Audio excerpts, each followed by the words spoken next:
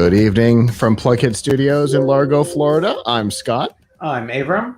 And we are here with episode 584 of F5 Live, Refreshing Technology, for Sunday, January something, 10th, 2021.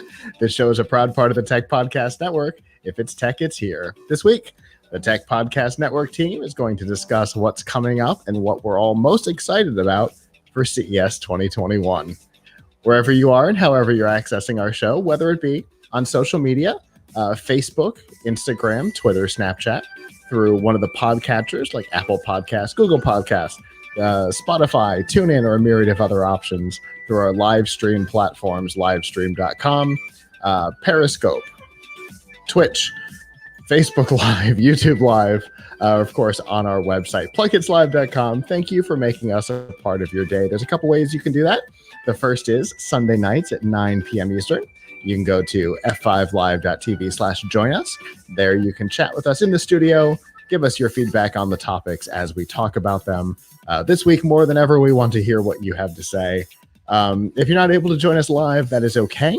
You can always go to plughidslive.com/subscribe. There you'll see all of our shows, including F5 Live and the Pilch Point, Plug Hits Live Presents, which we will be talking about for the rest of the evening, and a myriad of other options. Of course, this week is CES 2021, and it's going to be the weirdest CES ever, I think. Right, Avram? Weirdest and worst.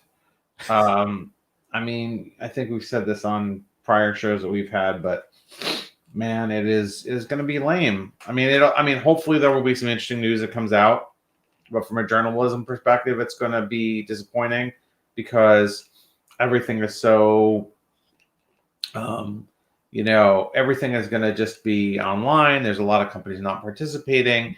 So there's not really an opportunity for us to get much of a scoop to bring you, because we're just gonna be getting the same stuff as everyone else. We're not gonna get to go into the back room and see something that maybe we shouldn't have seen, or we'll find something on display in the booth that shouldn't have been on display, or get someone who is not a trained PR hack to talk to us and tell us something that they shouldn't have said. It's all gonna be like, canned. For Tom's Hardware, where I work, we're doing a lot of live video streams this week, as I know Tech Podcast Network is also. So we're going to be having companies on and interviewing them, and that's going to be cool. But we're not going to get any secrets. And one of the things that I've always enjoyed is getting to walk around, right? And stumble across things that you may not have expected. Benji is one of our best examples. You and I, when we were just walking through a hall one day, we came across that watch that a lot of the Apple Watch security stuff seems to be based on, where once you took the band off, it disconnected and it wasn't secure anymore and all that stuff, and we're like, I remember the two of us walking away and going, this company is not going to do it, but this is going to be the thing. You see interesting stuff, even if it's stuff that's not as successful. I always tell my colleagues that we're in the business of interesting, not the business of good. So like you'll see stuff that's generally a bad idea too. But you also say, oh, hey, it was an interesting bad idea. Right. And sometimes, stuff is in the mad scientist phase, and that can be fun too, because it's a little bit of chaos and it's a little bit of chaos, but the idea is pretty sound, and somebody's going to walk by and go, I can use that in my, and they make a partnership, they license a patent, or they buy the company, and all of that is purely because of just walking around at CES, and we're going to lose some of that this year. Yeah, we're going to lose for sure. Most of it, if not all of it. I mean, last year I saw something where it was supposed to be like a electronics kit that helps you build an Apple One. The equivalent of what was the original Apple One computer. I mean, I don't know enough about the original Apple One to know how accurate it is. Sure. But like, that's something I walked by, and And I was like, wow, this is great. I got to stop. I got to get video of this. I got to talk to this person, ask them some questions, see some interesting stuff.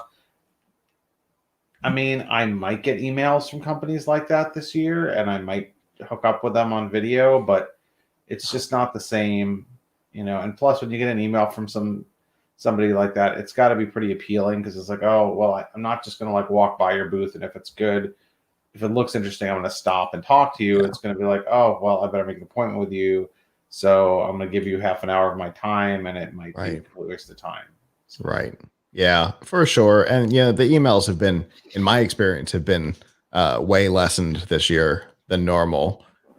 Yeah. Also, a lot of companies that are like big name companies that normally participate, I've emailed with who said, like, yeah, I'm just not participating because they're waiting for whenever they feel like coming out with something. If there's no opportunity for people to come by, so I really hope that this change that next year at this time we can have a real CES again, because no matter how nice you try to make the situation, it's just not the same. No matter how much effort they put into creating virtual booths and things like that, it's not even close. And no matter how much time Microsoft puts into building a custom event platform for this, which they did, it's still not even close to the same. And so for those who have watched our CES pre-shows in the past, you'll know that it is not just us. We have the whole team with us, and I'm watching the rest of the team nod their head while we're talking about it not being quite the same. So I'm going to bring everybody else in, and we will have everybody introduce themselves. Let's go just through the circle. Kirk, start with you. Hi, everybody. Hi, Abram. Good to see you. I saw you in person briefly. Yeah. Yep, same here. My name is Kirk Corliss. I'm executive producer for Geek News Central podcast. I, along with my co-host, along with Scott, for GNC Week in Review, which is Friday evenings at 8 p.m. Eastern Time, gncweekly.com. So, yeah, I'm going to introduce myself and let everybody else introduce themselves. All right. Hey, how you doing, guys? Chris Jordan here with Talking Sound Podcast, Austin, Texas. Great to be back with the team, and fully agree. It is, as a live event technician myself, I can fully tell you it is not the same. Yeah, for sure. Yeah. And then Danny. Hi, everyone. My name is Danielle Mendez, and if you don't recognize me, then you're not on the stream enough. I've been in so many different special events with Scott and with Plug Hits, so really excited this year. It's a little different, but I'm sure we'll get some good stuff out of it. Yeah, while obviously we're from our perspective, we're all a little down on what's coming. I can say that we've got some great interviews lined up for the next couple days. I've put a lot of time in to making sure that invitations have been sent to the right people, and that we've got good stuff coming. It's not quite the quantity that we're used to. Wednesday and Thursday are still pretty bare. In fact, we keep referring to it as chicken pox, because in our system the spots turn red when they're scheduled, and so it's just a field of green with these couple of little red spots. But we've got some great stuff. We reached out to some unusual places. Case Western University, who has usually in Eureka Park, brings a number of startups that are either students or alumni, which is pretty cool. And they're going to bring us a couple of things. So we went looking like we usually do. We went looking for a little bit of the odd stuff, or the odd sources of stuff. We're going to be talking about during this, we're going to be talking about a blender, a security camera, earbuds, and LED lights. So, you know, Sounds like the beginning of a horrible joke. but you know, it's going to be an eclectic collection, and I think that's what the Tech Podcast Network coverage has been known for. And Yeah, so it's what we're used hopefully to. we'll be able to do that. Yeah, it's a wide range of products, and I echo Abram. That's going to. It's going to be a weird CES because it's all virtual. And I was saying to Scott earlier, days before, it's like you can't touch or actually see the things in person, and it's hard to I don't know. It's going to be kind of weird to see if there's any demos, you can't really actually see with your own eyes. It's going to be really kind of hard to get that real time feel of things. Yeah.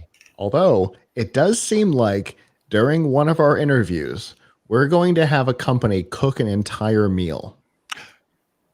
That's right. That's right. Mm-hmm. But you won't get to eat it. Right. Yeah, but we won't they get to eat send it to me? Right. To see how it tastes. That's like, look, here's this teleported steak. Sorry, you can't taste it. Aww. Until they can send me the food, it's not a demo. It's not a real. No, but I've been checking out the directory over the last couple of days, and there have been some amazing things coming out in the home solutions department, stuff like that. Like there's some really cool home gardening solutions for countertop gardening. All that kind of stuff. The company with the grow light designed for your kitchen counter. Yep. Yeah. I saw that when I invited them. I don't know if we'll get them, but I've sent an invite. I'm looking for more robot stuff. So if anybody has robot companies that you see, I'm very interested. I have only a couple that I'm talking to. Did you find the fighting robot company? No. See, there's one. I'll send you their contact information. Yeah, that was a great one from last year. I know I saw one. This is different than the one from last year. Oh yeah, totally different. Ooh. Yeah. Yeah, I was shocked when I saw the photo. I did not get this pitch. This sounds awesome. Yeah. CTA, if you're listening, plug your ears for just a second. So I went and wrote a bit of a data scraper. And I imported all of the exhibitors and their contact information so I could go through them one at a time and look at the websites and decide whether or not I cared, and then be able to email them from there. Wow, that's great. So that's how I've been doing contacts. So that's the reason I found it. It goes through the list randomly because everything's alphabetical, and I didn't want to skew everything to A's, B's, and C's. So it does a random number generator. It pulls one out of the list. It shows me that one, and I decide whether I care or not. I don't think CTA is watching, so I think you're good. They should provide you with that data. Why not? They should be happy. What they should do is they should give you an RSS feed or something, or XML or something. They used to give us contact information a long time ago, but it's been years. One of the things I was excited to see was a new fiber optically controlled gimbal for production, stuff like that. Yeah, I thought that was pretty hot. That's they're nice. coming out this year. Yep. Really? Huh. Yeah, that was pretty sweet. I want to real quick. I want to address the chat room because we've already got people commenting tonight, and I want to remind people if you're watching live, we definitely want your comments. We want let us know what you're excited for at CES 2021. If there's any announcements that you've heard rumors of that you're excited about, or anything like that. And so the answer to your question is yes, we are live right now. Yes, we can even talk to you about the food court and everything. Which is, of course, where you and I met. Yeah. All the different food courts that they have there. We can tell you which one is the best. Online. Shouldn't they have didn't they have meal passes for some people? So what are they going to do this year for that? I was wondering about that. There's the media lunch and stuff like that, and none of that exists this year. Going to give me a Grubhub pass? I'll take that. Yeah, I was going to say like a favor code or something like that. Here's $10 for favor. I'm sure they're Right. excited Ah, to save that's some great. money this year. Yeah, I mean they're probably not making nearly as much money either. I mean it's probably a disaster for the CTA. Yeah, I Oh, can't yeah. imagine that they're able to charge the same for exhibitors this year that they would normally do. But they might still be paying for the convention center. Who knows? Yeah, they're this is really bad news for them. I hope they're in good financial shape and Yeah. can weather it because I'm sure we all want to go back there in person next year. And we were supposed to get to see the new building this year. They were supposed to premiere the new building during CES 2021. Yep. Yeah, the new convention center was supposed to be open for this.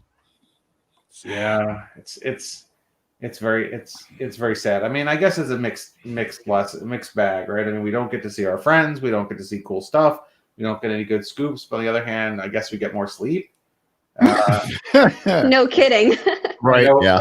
And no cab lines and no walking through the smoky casino. So like, I guess those are the trade-offs. I mean, And at no point do we have to make the decision, do we push Flavor Flav out of the way or do we wait for him to finish his conversation? Which was always absolutely wait for on our Flavor list. Flav. Always wait for Flavor Flav. That's right. Oh, that was so weird. I was not prepared to see him at that event. Or Well, anybody. I wasn't expecting to see anybody. But I You're really not wanted to go going to to any celebrities either, right? Well, speaking of celebrities, Billie Eilish is going to be doing a concert, which I'm like, okay. is that what's happening? I had heard Yep. I had heard the name associated with CES, but I wasn't sure how it was related. I just assumed because there were a couple of names, I'm like, all right, so they're going to do some sort of a music panel. Okay, whatever. No, Moving on. It's a concert, and Ryan Seacrest is going to be on it. I think Wow. on Is it weird that I am less interested now that I know that it's a concert than I was when I thought it was a panel? Well, yeah, why? Because you don't need I don't know. It depends on your view of a concert, but to me, the point of a concert is being there. Right. Also, Right. it's the things that you're not supposed to see. You get a different angle, whatever. Right. Like, it's not perfect. Music's not perfect. Unless as somebody from my side of the industry, you are actively using this as an opportunity to showcase new technologies being put out by people who are exhibiting at CES, Panasonic, things like that. Oh, Sure. I got a pitch. Did you guys see this? Maybe you guys saw this. I'm trying to remember the name of it. I really should pull this up. There's a company, they apparently have been in the news since about August, where they're doing live concerts via like 3D hologram. Yep. Oh. Yeah. Um, I've actually I procured an Azure camera and have been working on some stuff like that. It's been super fun. Starting to get into Blender and 3D, and that has been an interesting space for the exhibit world to see how my world has literally pivoted. We've all become broadcast technicians. Some of us were broadcast technicians before. Now it's one of those we're all a broadcast technician or a remote guest operator. So it's called Portal. Yes. Yeah, there were some pretty wild shows that went on in that whenever it first started. I'm really surprised to see that things like Second Life and stuff like that haven't popped up with more events. Second Life. What a throwback name. We've seen live events happen during in what's the game? Oh, what? Fortnite? That's the one. Thank you, Abram. Yeah, I was actively looking at making an event in Second Life or something like that, where it was like a virtual conference that you could walk around to different rooms and see different speakers in virtual environments. And There was stuff like supposed that. to be one of those out for New Year's Eve Yeah, that I joined on, and it was lame. It was like where you could go to Times Square, walk around, talk to other people, yeah. and there was nothing. Yeah, it can be it can definitely be tricky. It's been fun to see some of the solutions though that people have really started putting forth into the digital conference space. It's been really cool. And you and I talked on New Year's Eve because I just had to see what was kind of the only concert on New Year's Eve, which was weird, which was the Justin Bieber concert that T-Mobile had put on. And they did something really interesting. They figured out a way to do a hybrid digital physical event because they rented a hotel with a courtyard. They set up a stage in the courtyard, and people who were there for the concert rented the rooms so that they were socially distanced. They were only with people that they knew, but they were physically at the event. So that was a fascinating combination of online live stream and in-person event while still maintaining all the CDC guidelines. I thought that was pretty cool. Yeah. Yeah, it's been pretty interesting to see the creative minds really be put to task on how to make things more interactive, on how to make even Zoom meetings look good, and seeing like full-on broadcast equipment being brought in, like having what would normally be Video Village for like video playback and stuff like that, where it's like, here's 20 computers. No, here's 20 Zoom computers with 5 operators, and we're sending them all through different digital packages across to different places through different video skins and arrangements. And it's pretty cool. I mean, if you just look at, some of the products that have come out or enhanced themselves in the last year for this type of thing, right?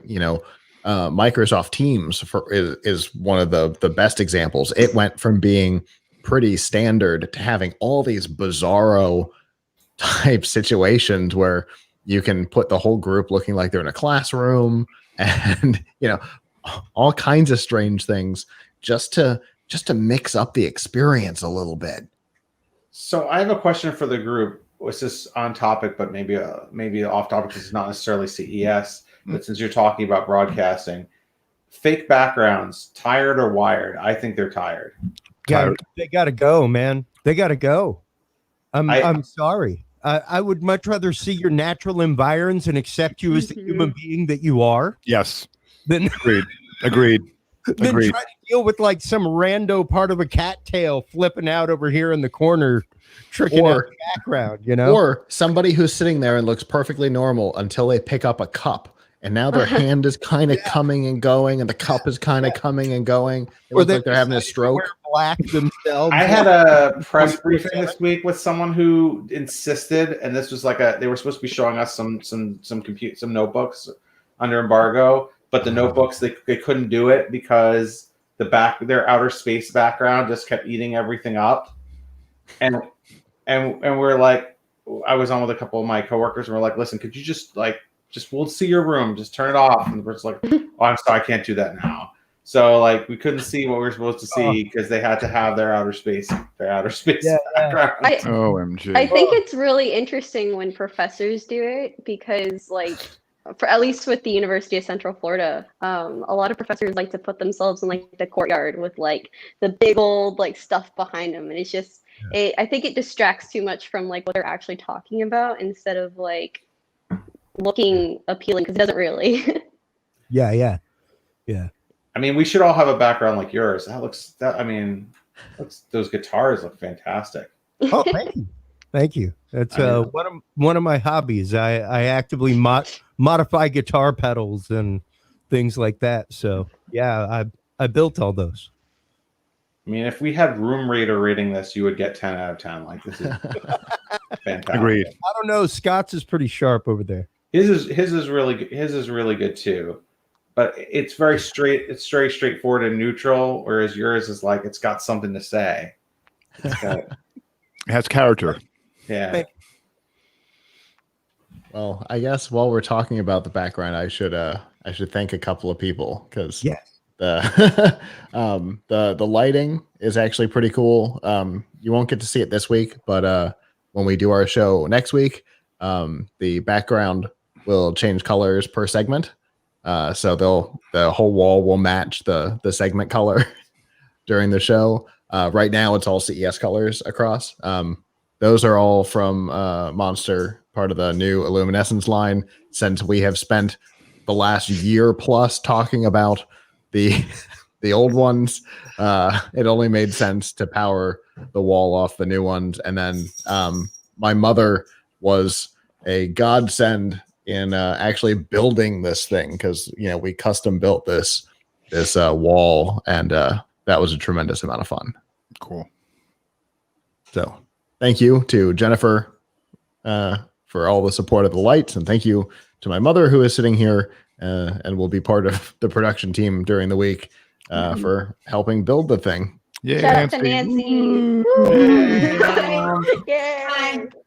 That's another missing element of CES, is that I always enjoy seeing Mom. So that's I've enjoyed our talks, Abram. yeah, me too. I'm so sorry. I'm so sorry that we won't this year. Well, hopefully soon. Indeed. I have a dog that has come to say hi. That's another element, right? But see, I don't have a problem with that because your background won't go crazy. So the dog could like hop up on the table and get treats from you. I don't care. Yep, You indeed. got to keep it real. Yeah. That's the whole. Yeah. Everyone knows your home. If you kick your dog out or blur him out, that's not real. Well, that was I guess about a year or so ago, just before we all met at CES last year. I had somebody remark on one of my podcasts, my God, what was that thing wailing in the background? Like, and I was like, that's my son. Oh my God. I'm sorry I'm not recording in like a soundproof studio. He's on the other side of the wall and he's 2.5, you monster. Oh my God. Holy smokes. Yes. Come on, man, have a heart. Like, how many podcasters aren't like in some spare room in their house? Come on, man. Yeah. Yeah, I can totally imagine a situation. I wouldn't do it. I could totally imagine a situation. I have a door, right? I have at least I have a dedicated room here. I have a door over there that has a French door. It's got glass in it. And my daughter, who's who's almost 2 years old, will come over to the door and she'll look through it like this. Oh. Let me in. Yeah. So, Yeah, my son has a dedicated rack of unserviceable equipment that he comes in and plays with and pushes buttons with knobs, but he also knows that there's a red light out there, and that means no Dalbus time right now. that's No, don't come in the door. it's good that you've reserved equipment, because my daughter knows that my son, who's 8, he can use everything in here. In fact, he'll come in here. He'll get annoyed that I'm doing the show or something, or having a meeting, because he'll want to come in here and grab a circuit board to work on. But my daughter, who does, she knows the difference between one that's active and not. So you give her an old remote control with no batteries in it. She's like, I don't want this. Yeah. I know which one you use. I know the real one. Difference in her hand, you give me that dummy one. What are you? This is garbage. Yeah. That's so funny. Exactly. The kids know. They know what the real stuff is. You can't give them a toy one, and you can't even give them a deactivated adult one, because they will go and my daughter doesn't even know what to do with them, but she'll just carry stuff around. You got to be real careful. You could leave plutonium here, and she'd grab it and she'd start carrying it around, and then you try to take it away from her, and she'd just start crying. I'm sorry. Yeah. Sorry, I took the plutonium away from you. I didn't want you glowing in the dark. Speaking of kids, Abram, the podcast.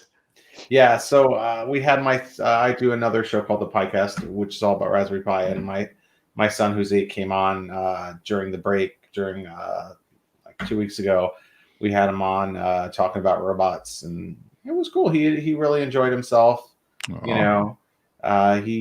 really big into his robots and his programming. That was our whole I was semi off between Christmas and New Year's, and that was our whole thing, because everything he got for Christmas and Hanukkah, which we do both, was like some kind of robot. So like, here's one that we built, the Yaboom tank or whatever that has AI. Cool. Like, here's another one that here's the scroll bot that he put together. This is like an LED matrix on it. It's like my office is nothing but different kinds of controller boards and robots right now. Here's another one we built. Here's another robot car that we built. This is a deeped AWR car. I have to be careful though, because this one requires 18650 batteries, and I don't know if you guys saw the news Friday that the Consumer Product Safety Commission recommends people not to use 18650 batteries anymore. Mhm. Yeah, I'm sure. So even though half the robots require them, so I'm like, just don't listen. You can't play with this unless I'm around, or you can't like charge it. Because we actually did have a robot once where like a few months ago where he's like, I was napping on the couch. He's like, "Hey, Daddy, how come there's steam coming up from the robot?" I'm like, "That's not steam, it's smoke." Here in my studio, all of a year ago, I was sitting here working, and I thought that my mom was visiting. I thought that my mom started using the bathroom. I thought I heard water running, and I turned over, and I had this 12-volt numerous 1850 battery pack that had been charged a couple days before, sitting on my workbench, that was just shooting out sparks and fire.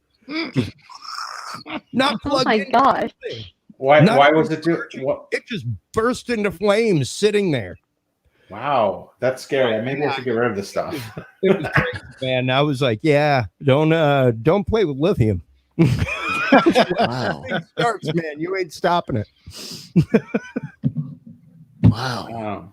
Yeah, that's not great. That's pretty cool. I love the fact that you're building robots with your kid, because I can't wait for that. I got my kid actually a Caterpillar.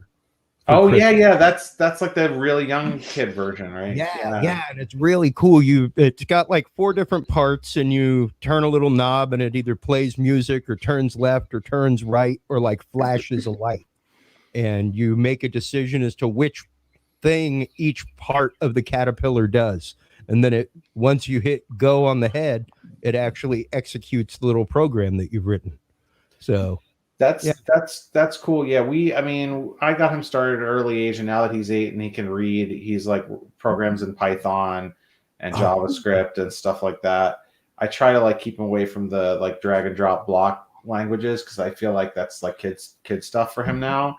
But yeah, it's just like it's our thing, we do it together, and it's a lot of fun. Like, we're just constantly finding new toys. Like, we just got this yesterday. This is called the Circuit Playground.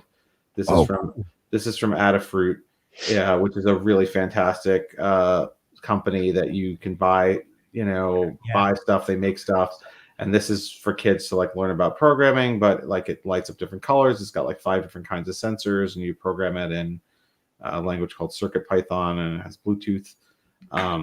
So like, sweet. It's like a thin line between what's a toy for me and what's a toy for him. Yeah. Very thin line. One of the things I saw last year was Circuit Scribe, and they're actually based here in Austin. We reconnected all of a couple weeks ago, and I'm supposed to be having them on the show, but they make a little toy for kids, and they have a conductive pin. So each little part is individual and can either be magnetically connected to connect the circuit and make things happen, or you can draw things on paper and drop the part on top of it, and that connects the circuit. Which company is this? Circuit Scribe. Oh, I know them. Yeah, I've used Circuit Scribe. Yeah, that's pretty cool. You have the kit and you draw, and then you like the ink is conductive.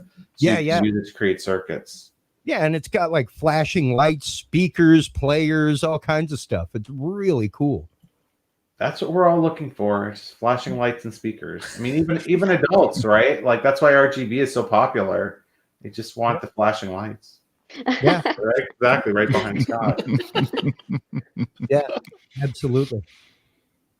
It's like you said, it's a fine line between what's a toy and what isn't. Like, everything's a toy if you play with it. That's Mhm. right. That's right. That's what I tell people all the time is I get paid to just travel the country and play with people's expensive toys. Like, Yeah. hey, cool, let me stack 420K projectors on top of each other today and blend them together. That'll be bright and cool. Yeah, I always feel like I have a great job because I get to play with toys, and then like the downside is I have to write about it. Yeah.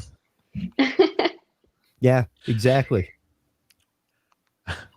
That's pretty funny. So obviously we know what we're hoping to see. Of the things that people have seen so far, maybe browsing through the app or emails that have come in, has anything like really lit a fire?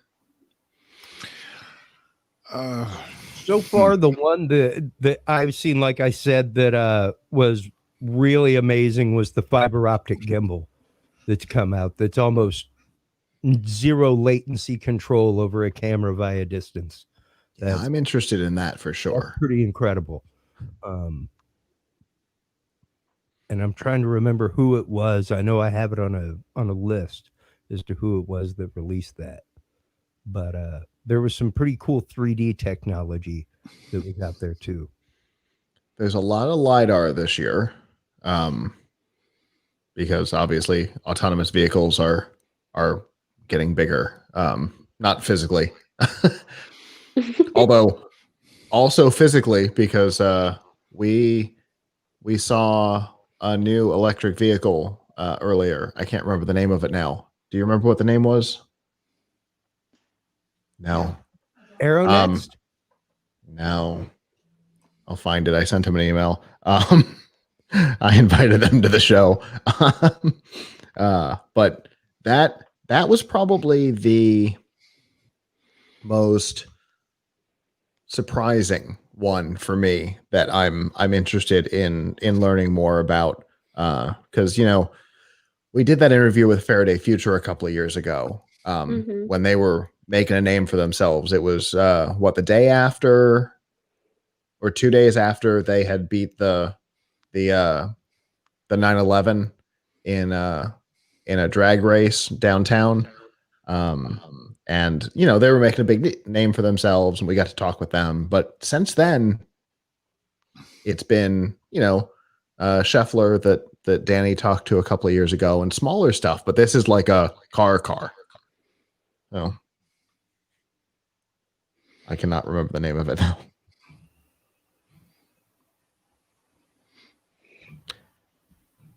Does anybody else have anything that they've kind of snapped onto? Well, for me, I have one odd and one that's I'm kind of interested in seeing. Okay. The one odd thing is I got the email earlier. And I just had a second ago. It's a smart perfume that's powered with an AI app. And I'm like, okay, I have no idea what that is. So apparently Well, the good news is they will be on the show. Oh, okay, cool. Okay, that one kind of That's awesome. Yes, Perfume. Yeah, I'm like that's something that kind of caught my eye, but I'm not in a perfume. I don't spray it around me or anything like that. But there you go. The other I'm kind of interested in knowing more about is Samsung is having their press conference tomorrow morning. So they're having their Samsung S21 coming out this week. But I'm kind of interested in what they're going to be doing because they're all about their well-being in the home. So I know that since the pandemic and a lot of people working from home, so I'm kind of curious what they're going to announce and what they're going to do for consumers in the home space, but through our everyday lives. Well, for me, it's all about a lot about hardware. So we know that Intel and AMD. Scott? Yes. Sorry. Yeah, I had it muted. I'm talking off camera.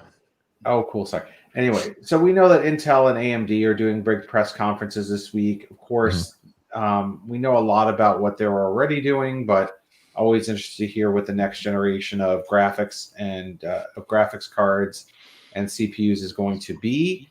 Also, we all expect Intel to finally come out with its with its new graphics card this year, so we might learn more about that. But I think that's all going to be evolutionary, not revolutionary. I mean, it's just going to be iteratively faster and better. And we're going to continue to see shortages. So even whatever comes out, will you be able to buy it, or will you be fighting with people on eBay for it? Yeah. And, Kirk and I were talking on Friday on the show about incremental versus experimental, and that I felt like this was going to be an incremental year just because, but that there was the opportunity for there to be some experimental stuff, because we've seen some weird stuff, right, from some of the oddball companies, because people have had time, engineers and designers have had time when they normally don't to do weird things. So we've seen a couple of weird things, but in general, I'm worried that it's just going to be an incremental year. Lightyear, by the way, is the name of the car company. Uh-huh. That was who I was looking for. So Lightyear, cool looking car. Anyway, Danielle. I think like normal. I think this isn't new this year, but I'm always just like coming in like with a blank slate, checking stuff out as we go, and I don't know. I know this year we won't really be able to walk around like we've already talked about, but I'm just excited to see what we have. I got to say, one of the things that I'm excited about, I don't know if they're going to be able to get on the show or not, but so obviously we've been doing this for a long time, and CES isn't the only show that we do. And one of our other shows that we've really enjoyed doing in the past has been Collision, where you get to see some of that mad scientist type thing. And the first year we did Collision in 2015, there was a guy who brought us this little 3D printed prototype for like a door lock, key lock type thing, specifically for Airbnb hosts to be able to allow their guests in and out of the house before, connected locks and stuff like that were really widely available. They are exhibiting at CES this year. Oh, wow. Nice. Yeah. That's a really big upgrade. Isn't it? It's so cool Yeah. to see a company. The company's called Igloo Home, and I think they exhibited last year. But I saw them on the list, and I'm like, wait, hold on. Is this? And I went back to our 2015 schedule, and yep, it was the same company. It's cool to see that, because from 2015 we've had this will be number 3 of the companies that have upgraded to CES, because there was Pet Cube, which everybody knows, because you can't watch daytime TV without seeing an ad for Pet Cube these days. It was so funny. They hadn't shipped one yet when we talked to them at Collision in 2015, and by January 2017, they had an ad in the second half of the Super Bowl. Wow. Yeah. So obviously not the first half where it's really expensive, but they did make it that night. So, I mean, that's a huge upgrade. Yeah, I think this year we're going to see a lot more home health solutions, things like that. Yeah, I saw a lot of emails with it. Yeah. There's I don't quite understand it yet, but there's an app. They got an invite. We'll see if they come on the show. Where you like regularly take pictures of yourself, and it'll tell you if there's something wrong with you. Not sorry, Danny. They can't help. Sounds like my mother. Help that kind of thing. But hard pass for me. I don't quite. That was like lobbed over the plate. I don't quite know what that's all about.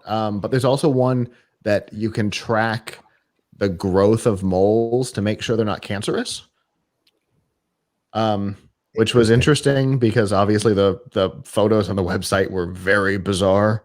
I'm sure that will appeal to everyone who watches Dr. Pimple Popper. That just. Not I wouldn't want to take pictures of myself. No, No, hard no. Yeah, you weren't even particularly interested in the Amazon custom fit shirts. Exactly. You're absolutely right. Scott and I mentioned we had a story on that a couple weeks ago or a month ago, where Amazon has a service where you can have they'll take a picture of yourself so you can scan like yourself, get perfect size. And I said, hard pass. I mean, we all know that Amazon gets your data. I'm very self-conscious, so how I look, I'm not going to have no.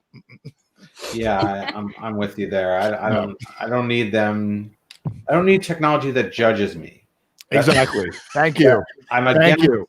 I'm It's the against first. the It's fitness the first step to trackers, cloning everything. you. Hey, I've been saying on one of my other shows for the last couple years, you want to know what's going to start that whole Matrix situation where robots think that like we are the downfall of the universe is when they find out that we just used them for sex bots to start out with. Yeah. Oh, jeez. Once they become sentient and figure out like that's what what we should do is just have sex bots. Did I? I'm sorry. Did I just hear you blame Laura DiCarlo for the downfall of the world? Because that's what I heard. Oh boy! If only Marlo's on right now. That one was for you there, Marlo. If you don't understand that joke and you did not watch our CES 2020 coverage, I think we decided that was day 3 because no, it was day 2 because Danielle wasn't co-hosting with Marlo yet, and she started that on day 3. So it was our day 2 coverage. If you want to watch one of the nicest men ever turn beet red, go find our Laura DiCarlo interview. From pink to red, and I was TD and that day, and I was trying so hard to contain my laughter, and it was just and the engineer was like looking around, and everybody behind the set was cracking up, and I'm just like making sure that everything's done. I'm doing my switching. I didn't warn anybody they were coming. I was gonna say there was no warning. I thought that would be more fun. And it was. His wife and I had to go downstairs because we were distracting them by laughing so hard. That was one of many highlights that I'm putting that in the top 5 of the interviews. Oh, that was so funny. God love him. Oh, he was a trooper. God bless the man. He just kept right on going. Yep. When he realized what she put down on the table. and obviously we had them on because they kind of fall outside of our normal coverage for TPN. But we had them on because of the controversy that had happened the year before, right? The company had received a Best of CES award, and then the CTA forced them to take it back. And then they said, their argument was, you've got a whole section of the show floor dedicated to health. Why is sexual health not allowed to be part of that? And the CTA said, you're absolutely right, and allowed them to have their award back. So that was the reason. That was the main reason we had them on. That and getting to watch Marlo turn bright red. Yeah, no. I can have more than one reason. Normally, and I think they canceled this year because they didn't invite me. So I'm going to guess that they canceled it. Either that or I'm very insulted. Normally, I'm a judge for this thing called Last Gadget Standing, which is an event they have live at CES where they have like a show and they have like 10 companies present their products, and then they have like the audience do like clapping, and whoever claps the loudest wins the award, whoever gets the highest applause meter. So being a judge just means I introduce somebody and I like help them winnow the field to 10. And like one of our top last year they had a company that makes adult toys as one of and this is something that's heavily associated with CTA. So they definitely did a big about face on adult toys. We noticed as we were leaving the upstairs at the Sands last year, because Chris down there decided that he knew the building really well, and he's like, all right, if we go out this way, we can get out faster. And absolutely right, good call. But the door that we ended up going out went right through a whole section of that. Yeah, there was nothing but that. Whenever you came in through the press room, right there where the little museum is and all that, as you came through that, it was nothing but the electronic sexual horizon. Yeah, it was the most interesting part of the show floor. Oh my. Well, and what was really interesting last year was just it was almost the same situation but flipped. Was the case with Keep. They had won a Best of CES award for their, I guess it was a marijuana storage box. The guy, the creator, had some situation where his friend's kid had ended up getting into his friend's gummies or something like that. He's like, well, we got to figure out a way to keep that stuff from happening. So he created this little smart box that's basically a vault for your own personal items, whatever. You can be alerted by app if it's disturbed. Like if somebody comes up and touches it, you'll get an alert on your phone. Biometrically locked to where only 2 people can open it. All kinds of stuff. Great way to keep your meds safe, everything. Won a Best of CES award, then told because it was a marijuana-related product, they could not exhibit. Yeah, there's a very strange set of rules around it. There are certain words that you can say and certain words that you can't say.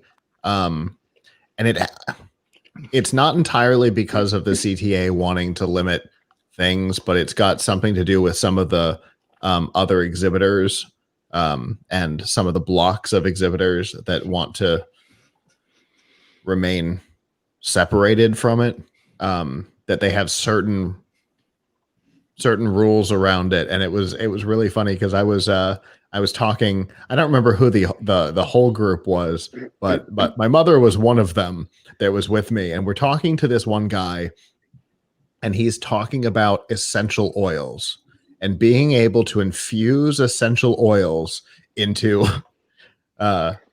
certain things. Oh. And all of us knew what was happening except her. We all knew that it had nothing to do with essential oils. There was one essential oil in particular we were talking about. Yeah.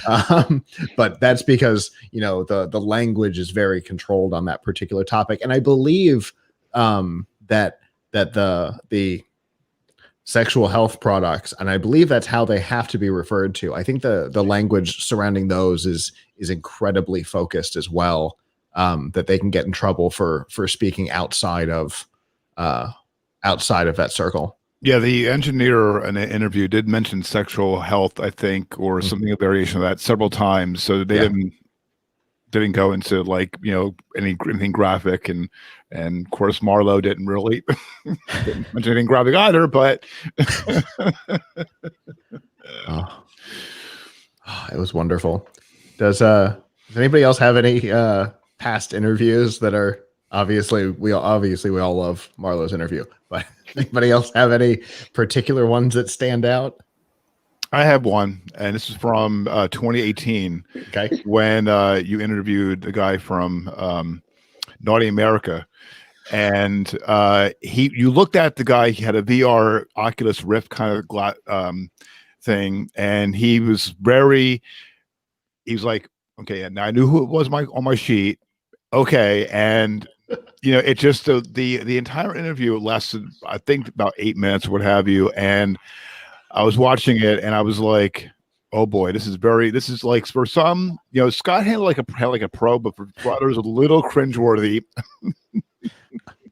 Partially because trying to control the language, right? Because we know who our audience is. We know that, we're listed on Apple Podcasts, iTunes at the time, but Apple Podcasts, we know that we're listed as family friendly. Right. And so, it was a challenge to have that conversation. And, Avram and I have had this challenge a couple of times over the years where we've had topics that are related to adult content. We had a topic, I think in 2020, where we were talking about exploitation images or something like that, or some topic like that. Oh, the YouTube comments. And that's how we ended up with the made for kids stuff on YouTube. And, it's real difficult for us to have that conversation, which is an important conversation, and maintain the language that won't get Apple mad at us or what? put the explicit tag on an episode. You know what I draw upon? I draw upon my experience as a parent whenever I'm having to do stuff like that, because it's like, wow, how would I talk about this if I was talking about it in front of my son and I didn't want him to ask too many questions? I wanted to make it because I don't want to have too detailed of a conversation about that stuff with him. So how can I kind of talk about it in as clinical a way as possible? That makes sense. Yeah. And I was thinking in terms of if I had to have that conversation at AmRock or something like that. So I was kind of in that same boat. Yeah, like as a parent, you just don't you like when I was a kid, when I was younger, before I was a parent, I was like, yeah, talk about everything in front of your kids. Who cares? Let them learn stuff. And now that you're like, hey, wait a second, now this kid has friends. He's in school. You don't want him to repeat any of that stuff to his friends and teacher. So you gotta be careful. And there's the potential for follow-up questions. Exactly. So you try to keep it simple. How about you, Danielle? Out of the interviews from the past that we like. Yeah, I think the one from last year that was my favorite was DrinkWorks by Keurig. I know that one was a favorite amongst a lot of us. I actually got one. I was going to say, that's obviously going to be the case because you own the product. Yeah, I own it. Michelle and you bought your mom one. yeah, we all got one. We actually took it over to family gatherings for Easter, and we got the rest of the family hooked. It's definitely a really good product. For anyone who doesn't know. I was going to say, you got it at a good price too, because you got it at the discount too, right? Yeah, I got it at a discount, and when you sign up, you get to get your own code generated, so people also could get some sort of discount from your code, and then you get a kickback from that as well. I was just going to say, hopefully they have an affiliate program with as many of them as you've recommended. Do. Right. Yes, they do.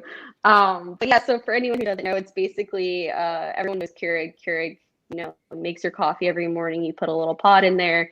For DrinkWorks by Keurig, you basically have this little mixed drink of a pod. You throw it in there. You chill some water with some ice.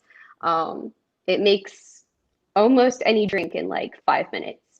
So mojito, you can get an old fashioned, rum and coke, you get any sort of thing. And if they can do a Moscow Mule, it would really have summed up day 3 last year. And they can. Yep.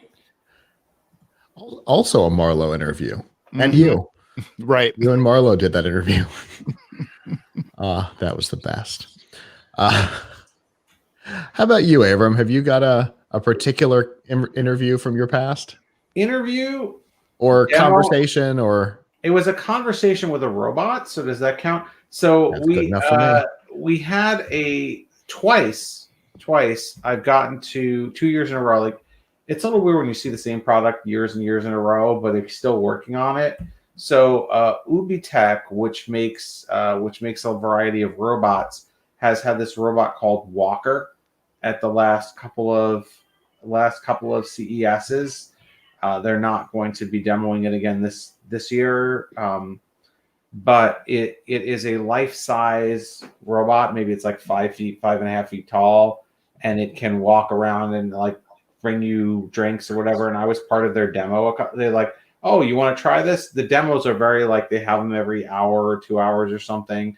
And the robot comes and it does like a prescribed list of things. It'll go to the fridge, get you a drink, hand you the drink, shake hands with you, like get you a umbrella to go somewhere, whatever. So I was like their demo person.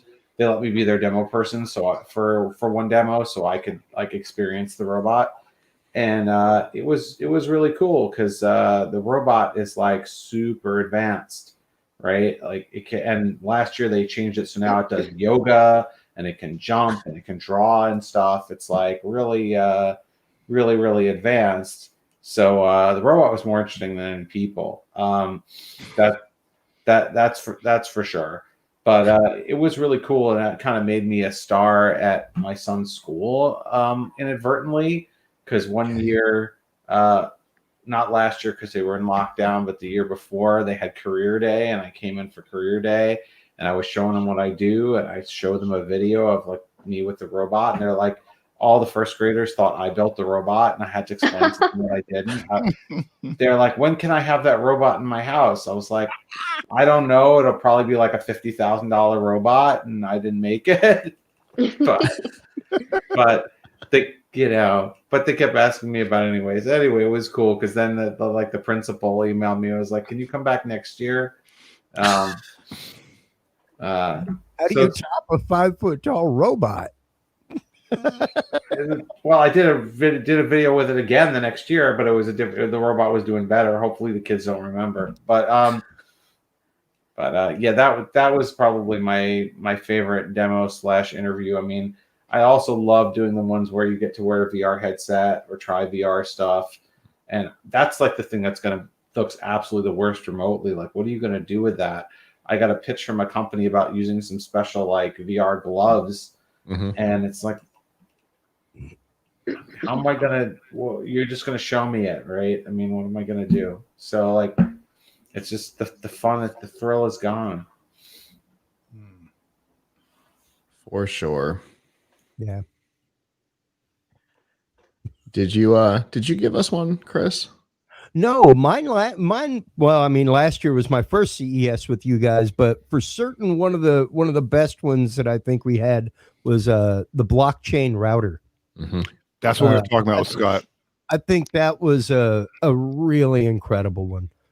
That was something that I was kind of sad to see that their GoFundMe sadly did not go through, things like that. But really incredible concept. Yeah, very forward thinking. They need to, if they rebrand and get rid of the word blockchain and focus more on the privacy and security aspect of it and stop talking about the blockchain stuff, people will stop thinking that it's cryptocurrency, which is the conversation that we had with him while we were sitting there. Yes. Is that the general consumer hears blockchain and they think cryptocurrency, which this has nothing to do with. There's no cryptocurrency in this ecosystem at all. It was all about privacy and security. It was like a VPN on steroids. I think, unfortunately, blockchain is one of those like sadly buzzword used terms out there, kind of like IoT, where you just get smacked in the face with it so many times. Mm-hmm. You're either tired of it or it's still kind of like SEO, where it's so nebulous to you that you've just stopped caring about what the possibility is. And last year, trying to do it right then, last year, after we had been at Collision 2019, just a couple of months earlier, and Danielle's already nodding her head because she knows where I'm going with this. Every pitch, it was like, we've designed a system to allow manufacturers and distributors to communicate more clearly and maintain their inventory and all this. Oh, and we have our own coin. Oh, so close. You almost had a good pitch there, and then you threw it off the end of the cliff there. And so I think in the common consciousness, I think they got trapped by that era.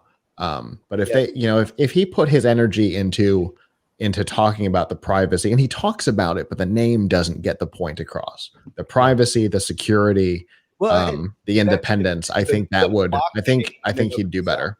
Yeah, it's one of those that even having the conversation with people in the world of cryptocurrency and trying to, I've tried to get people to come onto my other show and talk about crypto and stuff like that.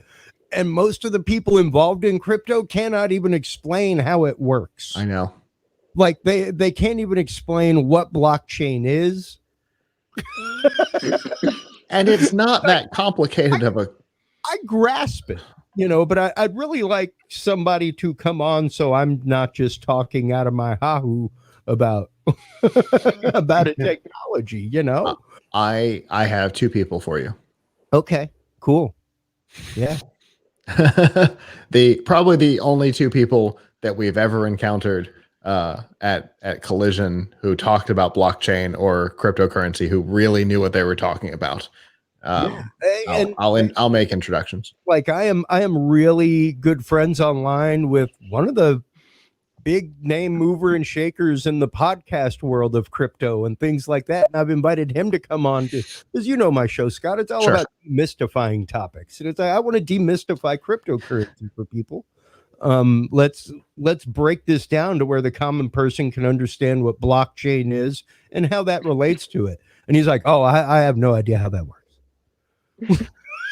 Well, I can come on and talk about that. I understand that part of it. I can't necessarily explain why anybody cares. Made off of this technology and has a podcast all about it, but cannot explain how it works. Yeah, there's a lot of people in this space that are that way. But for those of us who have been in the tech space for a long time, there's a lot of people in a lot of spaces, right, Abram? Yeah, there's a lot of people who don't know what they're talking about. I wanted to ask all of you, what are some of the things that you keep coming back year after year, and you see like iterative progress, but it still hasn't broken through. Like for me, it seems like, and I haven't really talked to a lot of them this year because it's like, just without being there for the demo, it's not cool. But wireless power seems to be something where every year, the last like 4 or 5 years, I would see some of the same companies, like Asia is an example of one, where it's like every year they're like, we're really close. And they would show me something where there's like a prototype or some company had signed a deal to do it, but still it's not in anyone's living room of like true wireless power like they were demoing, which is really cool. It's in a demo where it's like you can charge your phone from across the room, wireless power.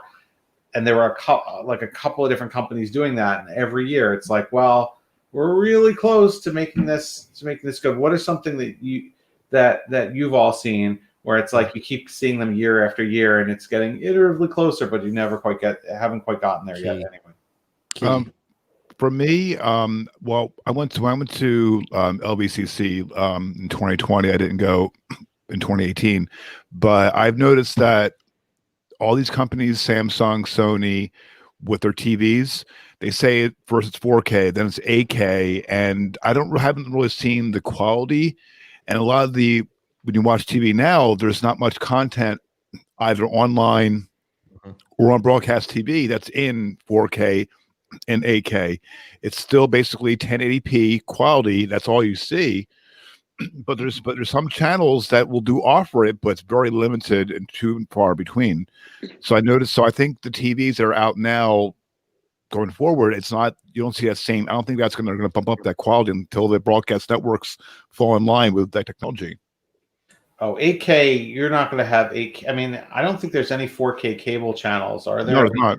There's 4K streaming, but then Scott and I have talked on some of our shows about how like bandwidth caps and things like that. It's not actual 4K. There's no way. I'm sorry. Right. Yeah. Right. So 8K, I mean, that's where you're going to need much better broadband and much worse caps. Right. And also you can't get an 8K TV for less than like $3,000 or something. Yeah. So minimum. I don't foresee. Although for gaming, we now have video cards that are made for 8K. So like the NVIDIA RTX 3090 boasts being able to play in 8K. Mind you, we didn't have a monitor to test it with when they sent it to us. Yeah. So Good luck having something to get those benchmarks, right? Yeah, we had to do a kind of like a simulation of it, which is not great because you need to spend like $3,000 to get an 8K monitor. So very few people would actually need that, and you wouldn't be able to see it. So I mean, I think 4K is there. Like a lot of people are buying the TVs now, and you can get content in 4K. But not much though. Not as much. It's not mainstream, but you can get it. Right. I was having the nerd conversation with someone in one of my the nerd group is actively called Nerds of Anarchy.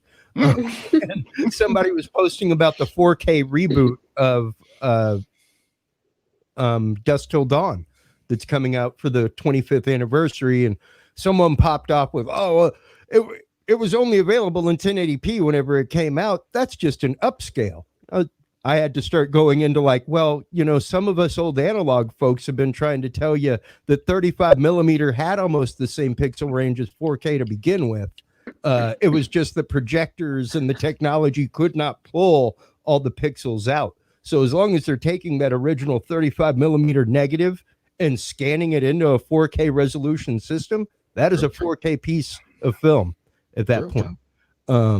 So yeah. Like average, I want to say it's like average IMAX film is actually closer to 6K. Like there's all kinds of stuff, but it's kind of like how the whole audio industry has gone back to like, man, have you heard that new cut of that song on vinyl? when it was like, some of us have been saying like, man, you remember what things used to sound like? Remember when they were like full bodied and really good sounding and rich and smooth and not like brittle and a flat wall of sound? And analog, so yeah, it's kind of interesting to, like you were saying, Kirk, to see where that brick wall comes about, because even in my world it's been one of those like, why are people bringing us 4K stuff when they are not paying for 4K projection? Exactly. Why are you paying to make 4K content for your website that's not 4K for anything in that? Yep. If you're out shooting a full-scale movie, something like that, 4K, 6K it up, it's all about pixels. The idea is technically, at least camera-wise, is that the more pixels you have, the better resolution your downgraded image has to begin with. You're kind of reversing. Plus you have the ability to go back and zoom in while still maintaining a 1080p image without any loss.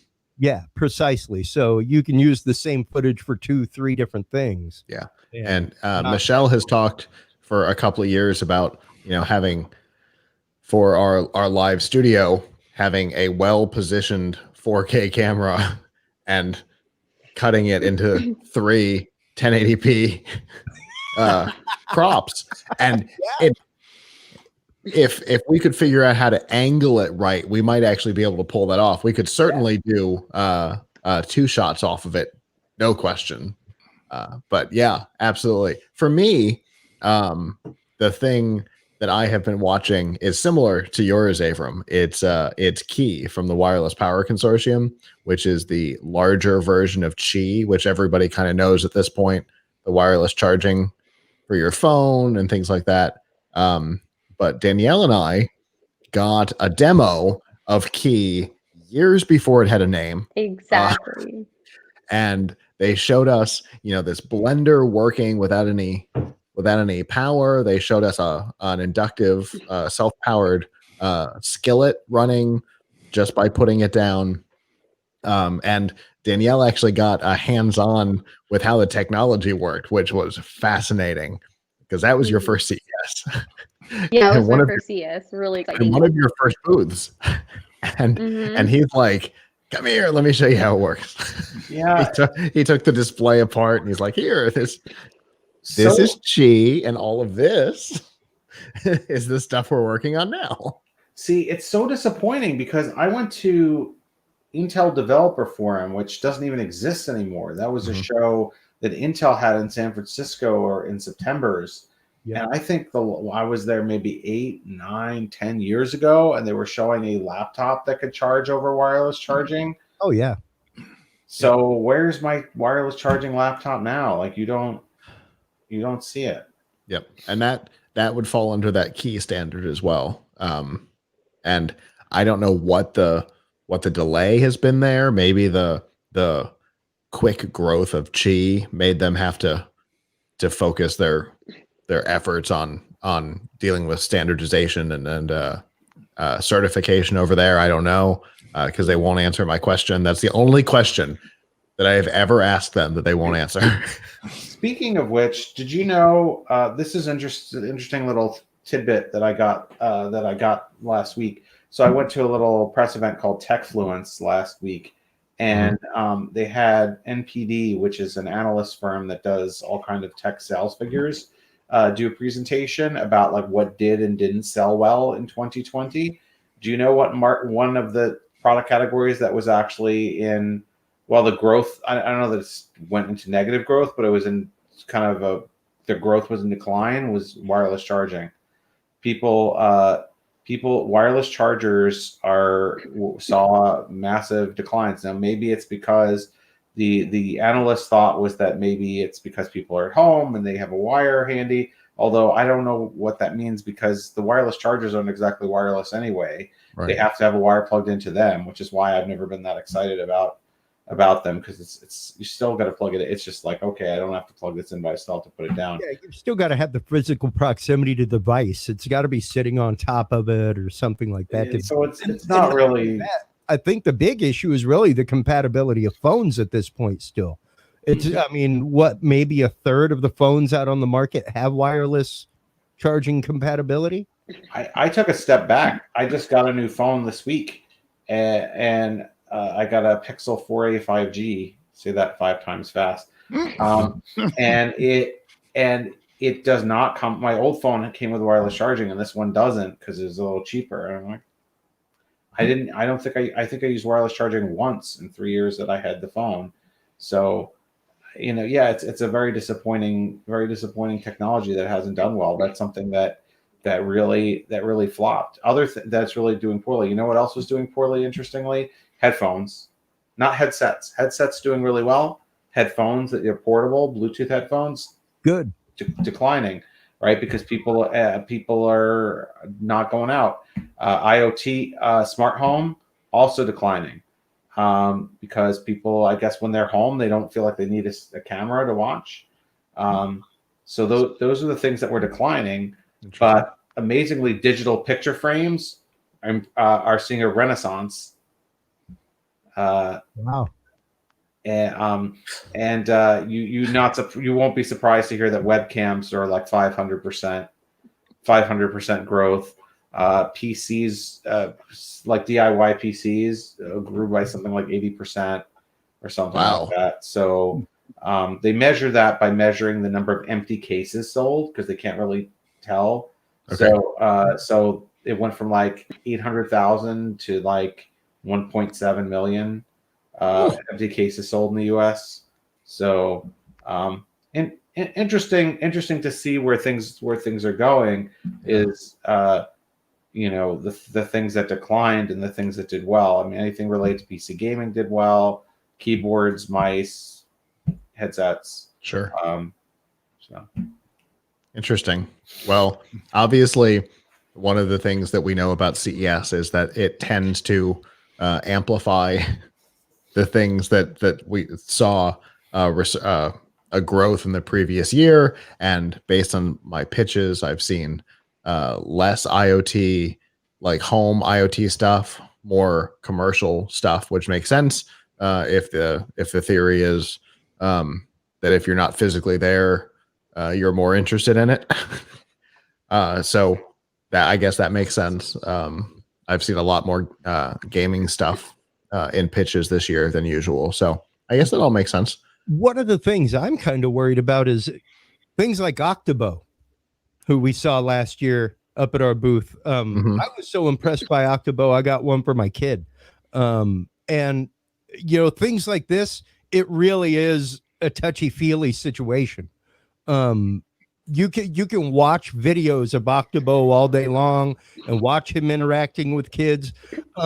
But until you turn the corner and see your kid hugging Octobo and talking to Octobo, things like that, until you have a chance to actively feel Octobo, go through the experience of the chips, the journey, do what it does. There's one thing to a product video, there's another thing to a tactile release. Yeah. Being able to, and I say it all the time, like I would rather buy a used piece of gear over Craigslist than eBay because I can move the knobs. Like I could tell you if something's wrong with that knob probably before I ever plug it in, just by feeling it, you know. Sure. So like you can feel if a knob's gritty, things like that. I don't personally like buying equipment that I can't touch, feel, have some kind of tactile experience with beforehand, you know, to feel build quality, things like that. So I could see how there could be a whole range of things that are normally premiered at CES that may fall into that situation, you know?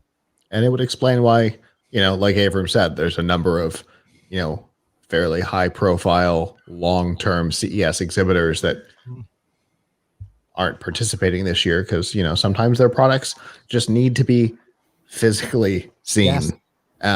Versus, you know, seeing a video, which doesn't quite get the same point across to those that it needs to. So, or maybe they just see, hey, look, we're not getting advantage of the foot traffic here or people coming by. Why should we spend the money on this? True. And we'll just come out with products when we're ready. We'll tell people when we're ready. Like one company that told me they weren't participating, and I was pretty surprised, was Optic, which makes a lot of chargers, right? And I have a good relationship with them. I've reviewed all the chargers and things like that. And I was surprised. I was like, you guys, I mean, unless they were mistaken, they're like, oh yeah, we're not doing CES. I was kind of surprised because last year they had like 1 million things. So it strikes me that probably some of the somewhat smaller companies like that are like, hey, why should I be spending money on going to paying CTA or even paying one of those nighttime shows like Pepcom? You know, I'll just come out with products when I'm ready and show them to people when I'm ready. So it's it's definitely a lot smaller. Or we have companies that normally would have a full suite of stuff to show us, and they've got one thing. Yeah. They could also probably be saving up their energy for the next year. They could be hiding something that might not be fully ready yet, and they want to broadcast it when it's like perfect. They might also not have been able to develop as much stuff in the past year because of all this, the situation.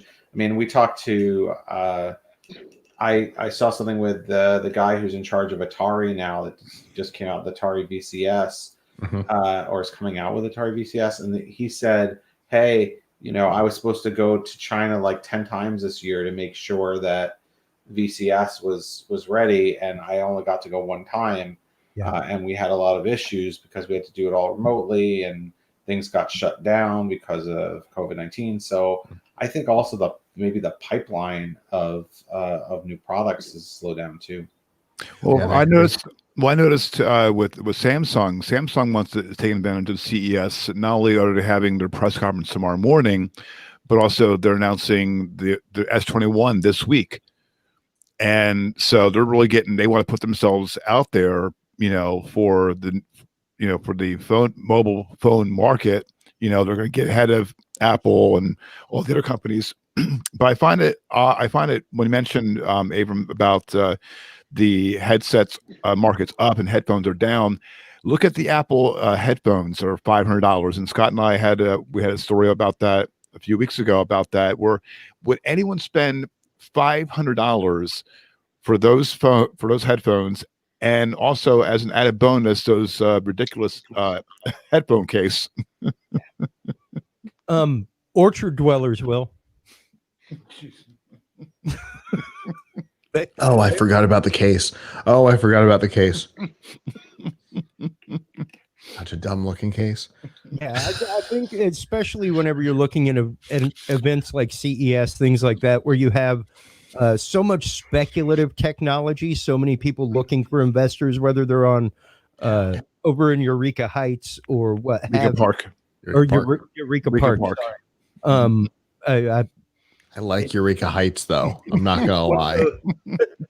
It's one of those that it really is a flesh pressing event.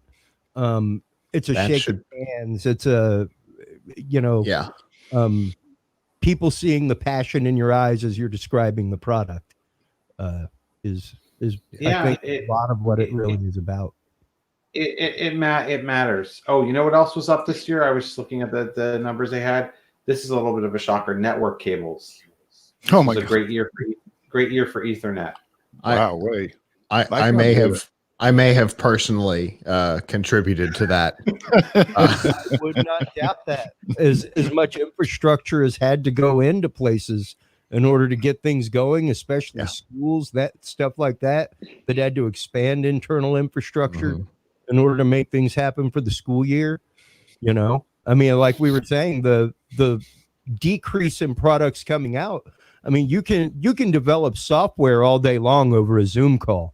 You cannot develop a product that way.